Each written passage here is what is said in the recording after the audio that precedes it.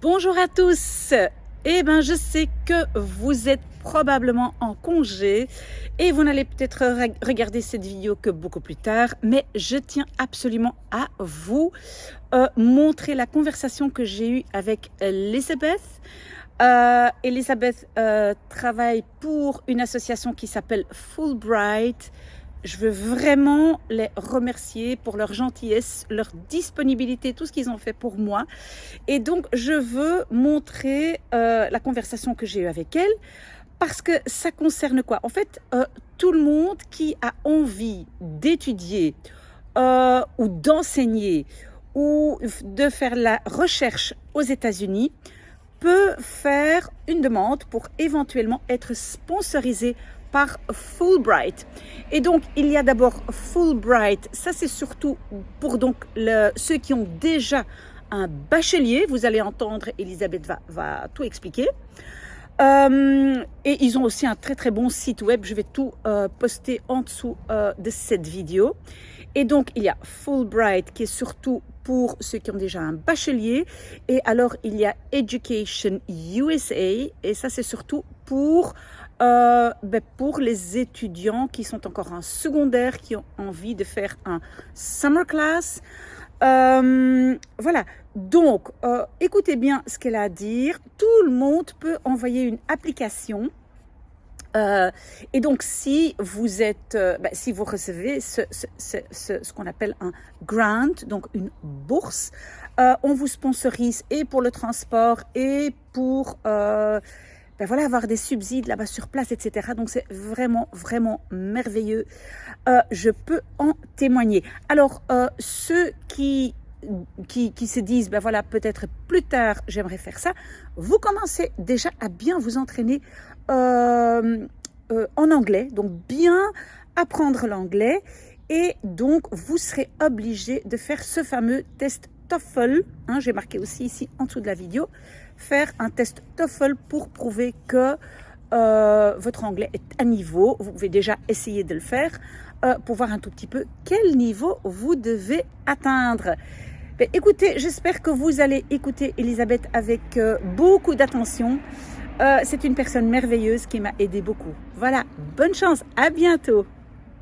Well, hello Elisabeth, nice to meet you. There's a first question or questions I want to ask because of course I've been looking on your website and there's really a lot of information. Now, I think in Belgium, students are not so familiar with all the vocabulary. So because you talk about graduate, pre-graduate, postgraduate, college, university, I imagine you know the problem. Yeah. So how would you call secondary school students or last year students? Yeah. I mean, I think I'll say we do have secondary schools in the US. There are schools that you walk by and on the building it says secondary school. Oh, it does, yes. But it's much less common. So normally when we're using the term, when we're talking about secondary school, and especially those last 4 years of education, so up until about age 18. Yes. In America, usually we use high school, which gets really confusing here in Belgium because people hear high school and they translate it and they think, hogeschool. Yeah. Okay, True. but that doesn't make sense. I'm not going to hogeschool at age 14, okay? And so then you also, I think, get into the other difficult thing, which is that when we're talking about anything that comes after the secondary schooling, so the bachelor's degree usually, that can happen at a university or at a college. But again, here, I think often Belgians hear, okay, university and college, and they think the difference between a university and a hogeschool. Sure. And in the US, that's not really the case. No. Universities and colleges basically And interchangeable. it even gets more confusing because Catholic schools, secondary schools in Belgium, very often are called college. So it gets really confusing. But so on your website, when you talk about pre-graduate, graduate, postgraduate, can you tell me? Yeah. So when we're talking about Fulbright grants specifically, normally we're talking about kind of when in your academic career you can go into a Fulbright grant. And so sometimes, this is less common in Belgium, but it's more common in the US. Sometimes before someone starts a master's program or a PhD program, they might do independent research or they might do some sort of experience to sort of build up their CV before they apply for those graduate programs. It's more common in the US than it is here, but it can happen.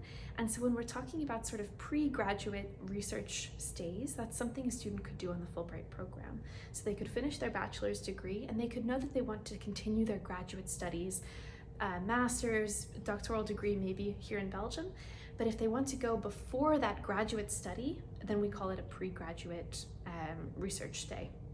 Graduate study is anything including a master's, a PhD, anything that's happening after the bachelor's degree. After the bachelor, and then postgraduate, usually we're talking about after a PhD even. So someone who has finished their PhD here in Belgium and wants to go do some research as a postdoc, as a postgrad. Yes, and then so the Fulbright Commission gives grants to secondary school students, or never? You have to have at least your bachelor's degree? Yeah, so here at Fulbright you have to have at least your bachelor's degree. Our earliest scholarships really are for people who are starting a master's program. But it goes all the way up after that. We have people who have finished their PhD 10 years ago who are on a Fulbright. There are two programs that we offer funding for younger students, but they're quite small. One is the Study of the U.S. Institute for Student Leaders, and that's for university students, for bachelor students. Okay. And there's one of those per year, so it's quite competitive. Okay. And the other is the Education USA Academy Scholarship. That we offer most years with the support of the U.S. Embassy, and it's a scholarship for a summer program for a high school student, for a secondary school student. Exactly. So if you want to apply, imagine I have a bachelor, I want to apply. I thought I read something that I should not have finished my bachelor or master more than 3 years. For us, for Fulbright, we don't care so much about the timing. There are other scholarship programs that put more of a premium on you having just finished your studies and going to the US quite young. With Fulbright, we don't care. No. Yeah. And then, okay, imagine now I'm a student, I finished my bachelor or my master, and then I want to apply. Mm-hmm. So do I do everything online, or do I write first an email to you? Some people do reach out to us if they have particular questions, or if they don't understand some of the criteria. Maybe they have a really particular file. But you really don't have to. Everything's online on our website, and that's the case not just for our Fulbright Commission here in Brussels, but for Fulbright Commissions in other countries as well. So the application is totally online. You don't have to print anything out. You don't have to come in and drop off your application. That's so wonderful. That's wonderful. Yeah. And then I have a last question. Imagine that I say, well, I absolutely want to be in the area of New York or Minneapolis, or can I determine that, or do I just have to wait? Yeah, absolutely. So for the Fulbright program that we run, all of our grants are self-placed, is the term we use, which means that it's totally up to the grantee to find their host institution in the US. That's a good thing because it means you have choice, but it also means then that you're responsible for finding the university, getting a letter of admission if it's for a master's program, for example, or getting a letter of invitation if it's a research stay. And if I go like on a summer program, then I think the summer programs usually start already in June. Is that correct, or not always? It depends, but yeah, that's true. So sometimes these summer programs, you should be aware that it could overlap with the end of the academic year here in Belgium. So I'd say it's just good to pay attention to those dates. A lot of summer programs offer multiple start dates, and so you can kind of look, but it is something to be aware of. Yeah.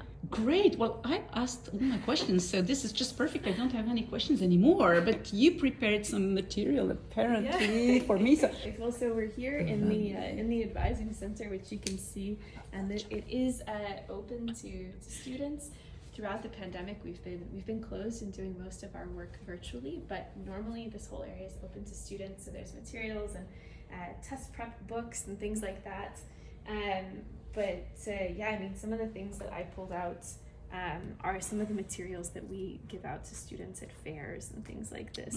Wonderful. Little promotional things, information about the Fulbright grants. These are the grants for students. So this graduate studies or pre-doctoral research, and then the information about all of the grants that we offer, which includes those short-term programs that I talked about as well.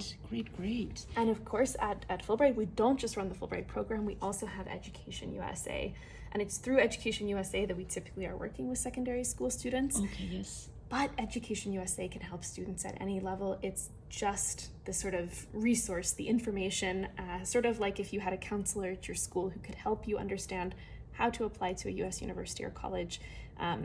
This is what Education USA but that's is wonderful. So supposed to do. anybody who has a dream in Belgium to go to the States for tuition or teaching can write to Education USA. So that's wonderful, because I think that's a question I hear quite often. That's great.